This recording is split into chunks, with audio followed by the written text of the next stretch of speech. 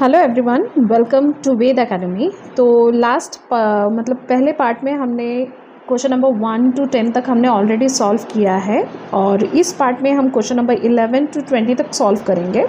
So this is the chapter about the force and energy which is very simple और one by one मैं question आपको पढ़ते हुए समझाते हुए इसे सॉल्व करूँगी। होप सो आपको सारा समझ में आएगा। तब भी अगर आपको कोई डाउट रह जाता है तो do comment me in the comment section and if you can't able to comment because comment जो है डिसेबल किया गया है बच्चों के लिए, तो अगर आप मुझे कमेंट नहीं कर सकते तो कोई बात नहीं, आप मेरे शॉर्ट्स वीडियो में या फिर आप कम्युनिटी में जो मैंने पोस्ट किया है उसमें जाके आप मुझे कमेंट कर सकते हैं। So let's start. मैं हमेशा कम्युनिटी पोस्ट डालते रहूँगी, उसमें आप मुझे हमेशा अपने जो प्रॉब्लम्स है वो मुझे शेयर कर सकते हैं। तो चलिए हम क्वेश्चन नंबर 11 कर लेते हैं। क्वेश्चन नंबर 11 से स्टार्ट करते हैं। Which of the following statement regarding friction is are correct. आपको यहाँ पे बोला गया है फ्रिक्शन के रिगार्डिंग क्या करेक्ट है।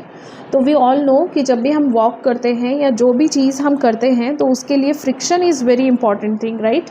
फ्रिक्शन अगर नहीं होगा तो हर चीज़ स्लिप हो जाएगी and we can't walk, we can't ride, we can't do anything. Okay, so here options is given A to D.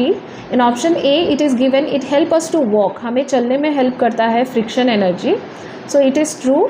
Option B में बोला है it help us to write on a paper with a pen, so this is also a true statement because अगर friction नहीं होगा तो हम writing नहीं कर पाएंगे। ऑप्शन सी में बोला है it makes difficult to move heavy things across the floor. तो अक्रॉस द फ्लोर आपको अगर कोई चीज़ मूव करनी है so you need friction for that. अगर फ्रिक्शन नहीं होगा तो it will slip and it will not be able, you will not be able to push और pull anything freely, right. So this also a true statement. तो इसका सही answer जो होगा वो होगा option number D, that is all of this. Okay, let's do the question number 12। Question number 12 में क्या बोला है देख लेते हैं। क्वेश्चन नंबर 12 में बोला है read the given statement regarding the lever and select the correct ones. तो आपको लीवर से रिगार्डिंग यहाँ पे सेलेक्ट करना है ऑप्शन एंड आपको इसका करेक्ट वंस में आंसर देना है। ऑप्शन 1 में बोला है in a beam balance fulcrum is in the middle. तो बीम बैलेंस में क्या फल्क्रम मिडल में होता है, तो it is a right statement. Option 2 में बोला है a claw hammer is an example of third class liver.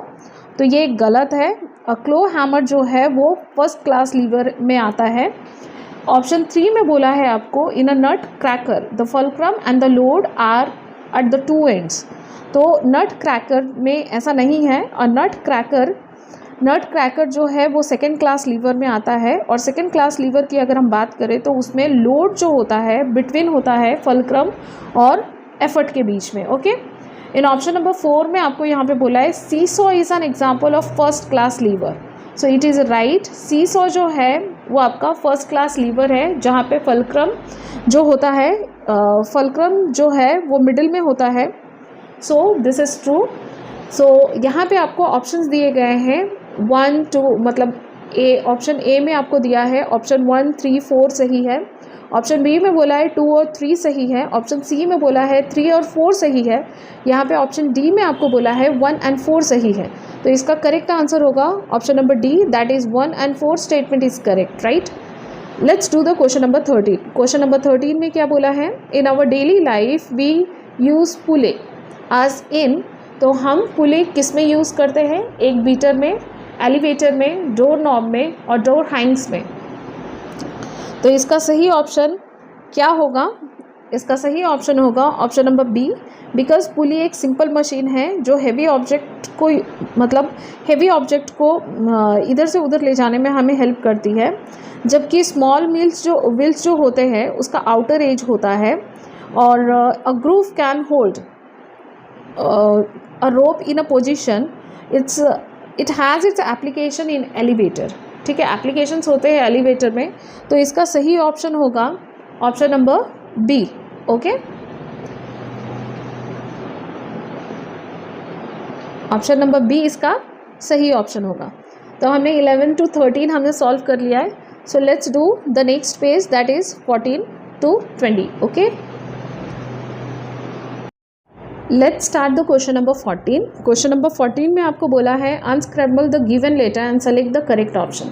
So for me personally unscramble जो है वो मुझे बहुत पर्सनली बहुत पसंद है। अनस्क्रैम्बल में क्या होता है, आपको मतलब एक वर्ड है वो आपको अलग अलग तरीके से दे दिया जाता है, आपको उसे क्या करना है, समझना है कि वो वर्ड कौन सा है और आपके इसके सही आंसर लिखने हैं। ओके, तो यहाँ पे अनस्क्रैम्बल में पहला जो वर्ड दिया हुआ है वो है ELRV, तो यहाँ पे होगा लीवर, LEVER लीवर। दूसरा है स्क्रू, तीसरा है पुले और चौथा है वेज। ठीक है, तो यहाँ पे आपको बोला है अनस्क्रैम्बल को आप स्क्रैम्बल तो करोगे लेकिन अनस्क्रैम्बल करना है स्क्रैम्बल वर्ड को, और आपको यहाँ पे करेक्ट ऑप्शन लीवर का क्या दिया गया है यहाँ पे, तो लीवर का दिया है lever has a functional wheel. तो लीवर का क्या ये सही ऑप्शन है क्या, ये आपको बताना है। तो सबसे पहले लीवर का बता दूँ, lever has a fulcrum. Okay, screw का है स्क्रू हैज़ अ फल्क्रम, तो यहाँ पे लीवर हैज़ अ फल्क्रम होगा। स्क्रू एक इंक्लाइन प्लेन होता है, एंड पुली का अगर बोले तो पुली एक फंक्शनल व्हील है। यहाँ पे वेज जो दिया हुआ है made up of 2 incline plane, तो वो उसका सही आंसर है। तो ऑप्शन 14 का मतलब 14 क्वेश्चन का ऑप्शन नंबर डी जो होगा वो उसका करेक्ट स्टेटमेंट होगा। Let's do the question number 15। आपको अगर ये समझ में आ रहा है तो do like my video. Okay, this will give me a lot of encouragement to make such video for you. Let's do the question number 15। Question number 15 में बोला है आपको select the object which shows the same type of major energy conversion that occurred in object X. तो आपको यहाँ पे बोला है जो ऑब्जेक्ट एक्स में जो एनर्जी कन्वर्जन होती है वो आपको सेलेक्ट करना है। जो ये ऑप्शंस दिए हुए हैं, जैसे कि ऑप्शन ए में आपको गीज़र दिया हुआ है, ऑप्शन बी में आपको एक टेबल लैम्प दिया हुआ है, ऑप्शन सी में आपको यहाँ पे स्ट्रेटनर दिया गया है, hair straightener, and option D में आपको बोथ ए एंड बी बताया गया है। तो यहाँ पे ऑप्शन एक्स में आप देख सकते हो वो आयरन है, राइट। We use to do iron cloth, I means cloth को हम आयरन करने के लिए आयरन का यूज़ करते हैं। तो ये एक इलेक्ट्रिकल एनर्जी है, राइट। ये एक इलेक्ट्रिकल आयरन है, तो ये एक इलेक्ट्रिकल एनर्जी है जो हीट एनर्जी क्रिएट करती है। इन केस ऑफ अगर आप गीज़र में देखेंगे या फिर स्ट्रेटनर में देखेंगे तो इसमें सेम एनर्जी कन्वर्जन होती है, लेकिन अगर आप टेबल लैम्प में देखेंगे तो वो इलेक्ट्रिकल एनर्जी को हीट एनर्जी की जगह लाइट एनर्जी में कन्वर्ट करती है। तो इसका ऑड वन आउट जो होगा यहाँ पे, तो ऑड वन आउट तो नहीं बोला है, आपको सेम टाइप को टिक मार्क करना है यहाँ पे। तो यहाँ पे भी ऑप्शन डी जो होगा वो इसका करेक्ट आंसर होगा। ओके, ऑप्शन डी को हम टिक मार्क कर लेंगे यहाँ पे। Option D will be a correct answer. Let's do the adverse section which is the HOTS. So HOTS में क्वेश्चन नंबर 16 देख लीजिए। Which of the following simple machine are incorrectly paired. तो आपको यहाँ पे 16 में बताना है कौन सा इनकरेक्टली पेयर्ड किया गया है। तो सिंपल मशीन है सारे। एक्स जो आपको मशीन दिखाया गया है वो एक क्या है, आप इसे क्या बोलते हैं हिंदी में, हथौड़ा, सॉरी हथौड़ा कहेंगे इसे हिंदी में। और इसका फंक्शन क्या है, reduce effort to overcome a load. तो लोड को ओवरकम करने में ये आपको हेल्प करता है। तो दूसरे में आपको बोला है वाई में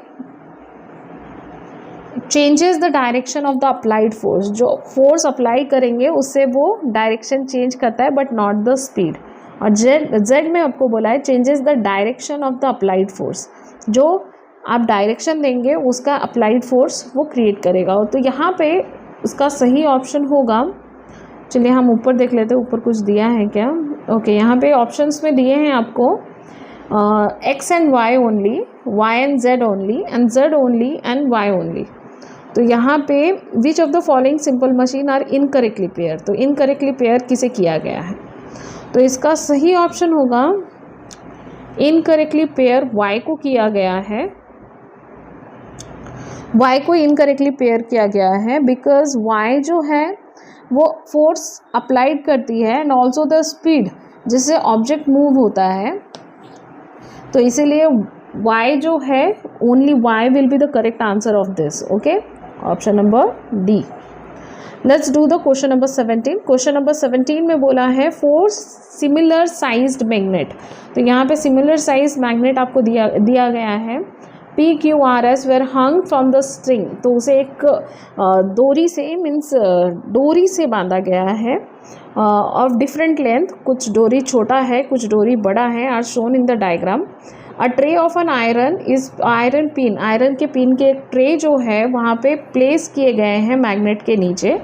each magnet attracted a different number of pin, her magnet को अगर आप देखोगे तो यहाँ पे डिफरेंट ऑफ पिन्स जो है उसे अटैच्ड हुए हैं, राइट। तो यहाँ पे आपको क्वेश्चन क्या पूछा है, which magnet are mostly likely the weakest, आपको क्या लगता है कौन सा मैग्नेट जो है वो सबसे ज़्यादा वीकेस्ट होगा। PQRS, तो इसे अगर मैं बच्चे को भी दिखाऊंगी तो बच्चा भी बता देगा मुझे कि इसमें सबसे ज़्यादा कमज़ोर मैग्नेट कौन सा है, क्योंकि जब भी मैग्नेट कमज़ोर होता है तो उसकी मैग्नेटिक पावर जो है वो कम हो जाती है, राइट। तो यहाँ पे सबसे वीकेस्ट मैग्नेट अगर आप देखोगे सारे मैग्नेट, क्यों देखो कितने ऊपर स्ट्रिंग किया गया है उसे, तब भी उसमें सबसे ज़्यादा पिन्स लगे हुए हैं। क्यों P में अगर आप देखोगे तो P में 4 पिन्स है, R में 3 पिन्स है एंड S जो है जो इतना सामने है ट्रे के सामने है, तब भी उसमें 2 पिन्स ही वहाँ पे अटैच्ड हुए हैं। तो जाहिर सी बात है S एक ऐसा मैग्नेट है जिसकी मैग्नेटिक पावर कम है, राइट।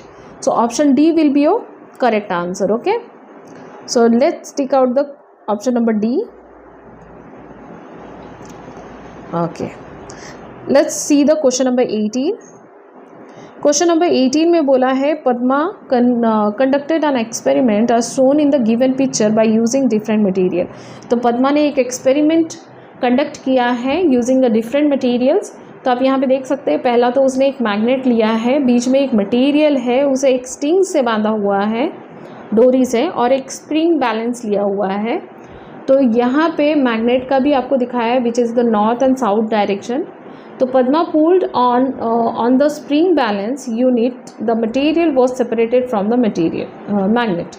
तो जब उसने मटेरियल को खींचा किससे, स्प्रिंग बैलेंस से, तो वो मटेरियल क्या हुआ मैग्नेट से अलग हो गया। The reading on the spring balance were recorded as shown in the table below, जो रिकॉर्डिंग है जो रीडिंग्स है उसने उसे रिकॉर्ड किया है। तो मटेरियल यहाँ पे दिया हुआ है, reading on the spring balance का भी आपको ग्राफ में दिया हुआ है। स्टील जो है, तो यहाँ नेक्स्ट पेज में आपको ऑप्शंस दिए गए हैं। Soft iron needs the largest force, जो सॉफ्ट आयरन होते हैं उसे लार्जेस्ट फोर्स चाहिए होता है in order to separate from the magnet. And option 2 में बोला है nickel is the most magnetized while soft iron is least easily magnetize, nickel जो है वो बहुत मैग्नेटाइज्ड होगा जब सॉफ्ट आयरन कम मैग्नेटाइज्ड होगा। नंबर 3 ऑप्शन में बोला है nickel and cobalt are non magnetic material, तो ये सरासर गलत है, राइट। निकल एंड कोबाल्ट जो है वो नॉन मैग्नेटिक मटेरियल कहा गया है यहाँ पे, तो ये सही नहीं है। तो ऑप्शन 4 में बोला है steel makes the strongest permanent magnet, तो steel is not the strongest permanent magnet. यहाँ पे अगर आयरन बोलता तो ये स्टेटमेंट राइट होता। तो यहाँ पे जो ऑप्शन सही है वो है option number A which is 1 only, because soft iron needed a largest force, soft iron को सबसे ज़्यादा लार्जेस्ट फोर्स चाहिए होता है in order to separate from the magnet. So option A will be your correct answer. Okay, let's do the question number 19।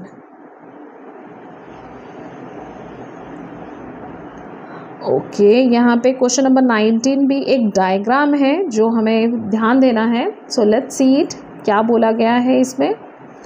यहाँ पे बोला गया है Megha used 5 times shown in the picture to learn more about magnet. तो Megha magnet के बारे में ज़्यादा जानना चाहती थी, इसलिए उसने यहाँ पे देखिए 2 magnet and 2 non magnet material का यूज़ किया है। यहाँ पे पहला मैग्नेट आप देख सकते हैं अलग तरीके से शेड किया गया है सबको, dot dot dot magnet 1, line line line magnet 2, non magnetic material P है and non magnetic material Q है। यहाँ पे एक वुडन स्टैंड दिखाया गया है हमें।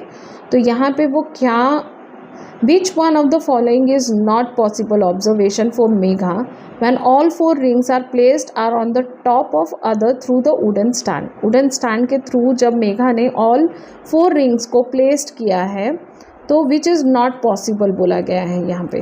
तो कौन सा नॉट पॉसिबल है? तो यहाँ पे बहुत इजी है ये बताना which is not possible. So possibly हम बता देते हैं क्या है क्या नहीं है। अब यहाँ पे 2 मैग्नेट रखे हैं, यहाँ पे आप देख सकते हो। ऑप्शन ए को छोड़ देते हैं हम, ये ऑप्शन बी का अगर आप देखोगे तो यहाँ पे इस पोजीशन में आप देखिए ये यहाँ पे 2 मैग्नेट रखे हुए हैं, ये number 1 and number 2, number 3 number 4 2 non magnetic part है। तो इस मैग्नेट को इस तरीके से रखा गया है कि ये दोनों ही नॉर्थ और साउथ जो है वो एक दूसरे को अट्रैक्ट कर रहे हैं, राइट। यहाँ पे ऐसा नहीं है, ये दोनों ही मैग्नेट है बट ये रिपल्स है, ये रिपल्स है एक दूसरे से, ये वाला और ये वाला एक दूसरे से रिपल्स है क्योंकि साउथ डायरेक्शन में उसे रखा गया है। और ऊपर से वुडन नॉन मैग्नेटिक मटेरियल है। यहाँ पे भी अगर आप देखोगे तो 2 मैग्नेट को एक ही डायरेक्शन में साउथ पोल की तरफ या नॉर्थ पोल की तरफ रखा गया है, जिसके वजह से ये रिपल है, ठीक है। लेकिन ये पॉसिबल नहीं है। आप बोलोगे क्यों पॉसिबल नहीं है? बिकॉज अगर आप इसे गौर से देखोगे तो ये एक मैग्नेट है, मान लिया ये एक मैग्नेट है जो एक ही तरीके से मान लो कि ये नॉर्थ डायरेक्शन की तरफ फेस है, और ये दूसरा मैग्नेट है इसे भी नॉर्थ डायरेक्शन की तरफ फेस किया है, लेकिन ये दोनों नॉन मैग्नेटिक मटेरियल है। तो नॉन मैग्नेटिक मटेरियल को कभी भी मैग्नेट रिपल नहीं करता है, right. So option A will be your correct answer in this part. Hope so आपको ये जो पार्ट है वो समझ में आया होगा मैं जो बोलना चाह रही हूँ। तो यहाँ पे in this case option A will be your correct option. Okay, let's do the question number 20। Question number 20 में बोला है आपको 4 group of everyday object were made by the Shashank. तो 4 ग्रुप बनाया है शशांक ने of everyday object made by the Shashank. Out of this only 1 group has the same type of machine. एक ही group ऐसा है उसमें से जिसमें सेम टाइप ऑफ मशीन है। Select the correct option. तो यहाँ पे आपको करेक्ट ऑप्शन को सेलेक्ट करना है। तो ऑप्शन ए में बोला है लिफ्ट, एस्केलेटर एंड क्रेन। तो ये तीनों ही लिफ्टिंग मशीन है, राइट। अब नंबर ऑप्शन बी में बोला है nutcracker, wheelbarrow and screwdriver. Number C में बोला है door knob, handle and egg beater.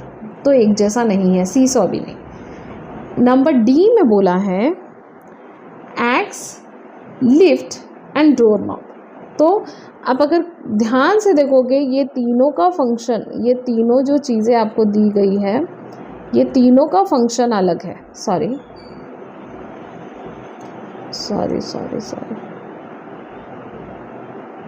अगर आप ध्यान से देखोगे तो ये तीनों का ये जो है वर्किंग मतलब जो काम है वो अलग है। लेकिन आप लिफ्ट, एक्सकेलेटर और क्रेन को देखोगे तो ये तीनों का काम एक ही है, that is the lifting the object, right.